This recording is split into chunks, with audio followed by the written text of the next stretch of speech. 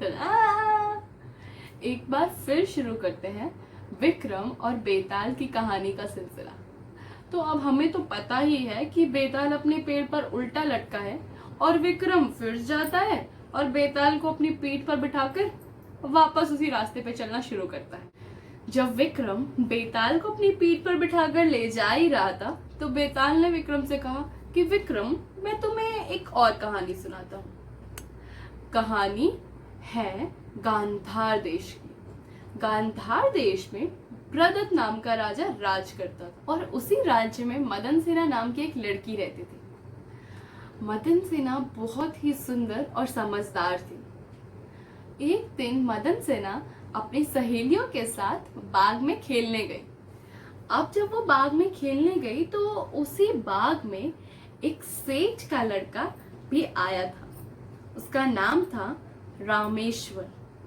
रामेश्वर ने जैसे ही मदन सेना को देखा तो रामेश्वर का दिल मदन सेना के ऊपर आ गया और रामेश्वर को एक पल देखते ही मदन सेना से प्रेम हो गया।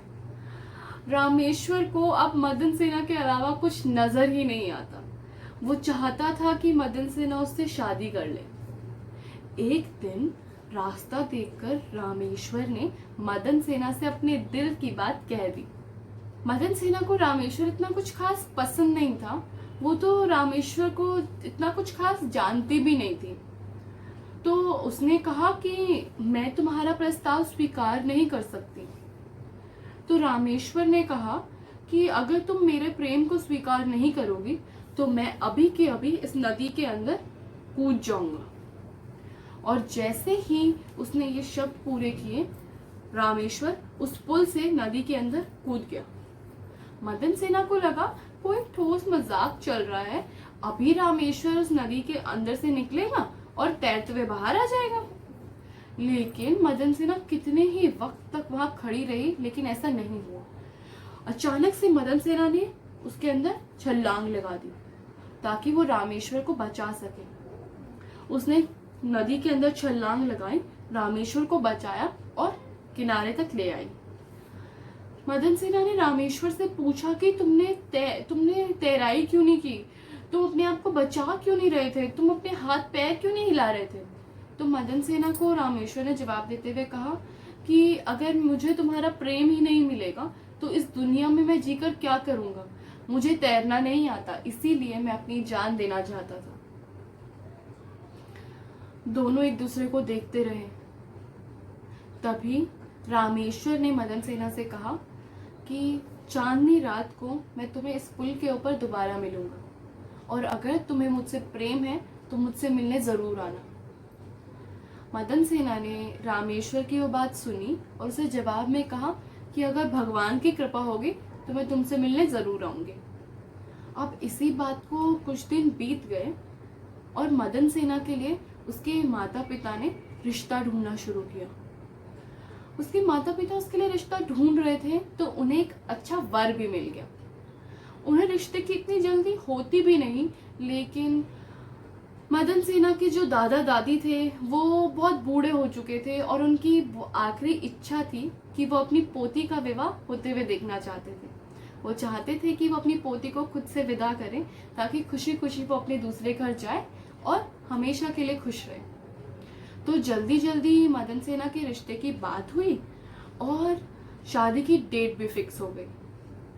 2 दिनों में फटाफट से मदन सेना की शादी भी हो गई। जब मदन सेना की शादी हो गई तो उसने अपने पति को बहुत कुछ बताने की सलाह की। उसने अपने पति को सारी बात बताई जो उसके रिश्ते से पहले रामेश्वर के साथ घटी थी। मदन सेना चाहती थी कि वो अपने पति से रिश्ते की शुरुआत सच के साथ करे। अब उसने सारी बात बताई तो उसके पति को लगा कि मदन सेना ने उसे धोखा दिया है। तो मदन सेना के पति ने मन ही मन उसे त्याग दिया और उसे घर से निकल जाने के लिए बोल दिया। मदन सेना ने जितने भी गहने थे वो सब पहने, नए कपड़े पहने और उसने सोचा कि अब वो जाकर रामेश्वर से मिलेगी, वो रामेश्वर जो उसे बहुत प्रेम करता था। मदन सेना रास्ते में जा रही थी तो रास्ते में एक घने जंगल में उसे मिला एक चोर। वो चोर मदन सेना के सारे गहने लेना चाहता था। मदन सेना ने कहा कि तुम्हें प्लीज मुझे कुछ मत करना, तुम्हें अगर मेरे गहने चाहिए तो ले लो, मुझे गहनों से प्यार नहीं है। तो चोर ने मदन सेना को जवाब देते हुए कहा, गहने? मुझे गहने नहीं चाहिए, मुझे तो चाहिए तुम। मदन सेना ने बहुत सोचा कि इस चोर से कैसे बचा जाए। तो उसने कहा कि अभी तो मैं रामेश्वर से मिलने जा रही हूँ, जब मैं उससे मिलकर वापस आऊंगी तो तुम मुझे अपने साथ ले जाना, ताकि वो चोर से बच सके। चोर ने कहा ठीक है। ऐसे ही चलते चलते मदन सेना आगे बढ़ने लगी। अब उसका पति और चोर भी उसके पीछे पीछे बढ़ने लगे। मदन सेना पूरे के पूरे 10 दिन तक लगातार चलने के बाद रामेश्वर से मिली।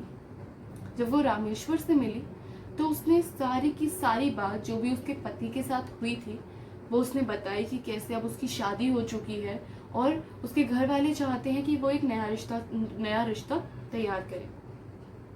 कहीं ना कहीं रामेश्वर का मदन सेना से मन उठ गया। उसने मदन सेना को कहा कि तुम वापस अपने पति के पास चली जाओ, अब मैं तुमसे प्रेम नहीं करता। मदन सेना को ये बात सुनकर बहुत ही धक्का पहुंचा। उसे समझ नहीं आया कि वो क्या करे। मदन सेना ने रामेश्वर के घर से वापस अपने पति के घर जाना स्वीकार किया। अब जब वो वापस जा रही थी तो रास्ते में उसे वो चोर दिखा। मदन सेना ने चोर को सारी की सारी बात बता दी कि कैसे रामेश्वर ने उसका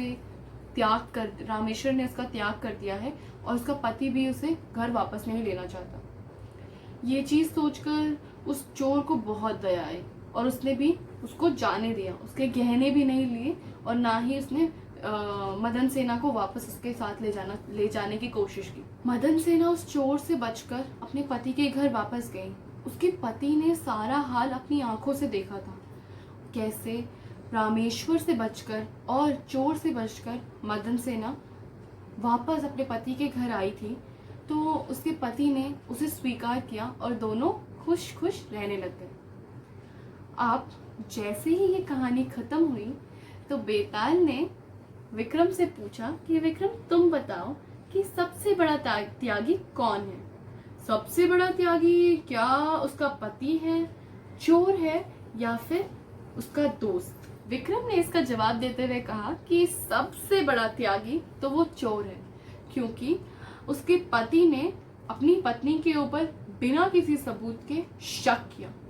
उसका जो दोस्त था उसने भी उसको स्वीकार नहीं किया और अपने फायदे के लिए उसे छोड़ दिया। लेकिन जो चोर था उसने सारी बात जानते हुए भी मदन सेना को छोड़ दिया, ना उसके गहने लिए ना उसको ले जाया। इसी से पता चलता है कि सबसे बड़ा त्यागी तो वो चोर है। जैसे ही विक्रम ने ये शब्द अपने मुंह से निकाले, बेताल उसके पीठ से उड़ा और अपने पेड़ पर जाकर उल्टा लटक गया। अगर आपको ये कहानी पसंद आई है तो प्लीज इस कहानी को लाइक करो, और अगर आपको ये कहानी बहुत पसंद आई है तो प्लीज लोकसम के चैनल को सब्सक्राइब करो। एंड अगर आप चाहते हो कि आपके दोस्त भी इस कहानी को सुने तो इस कहानी को अपने दोस्तों के साथ शेयर करो। Okay, bye, see you next time.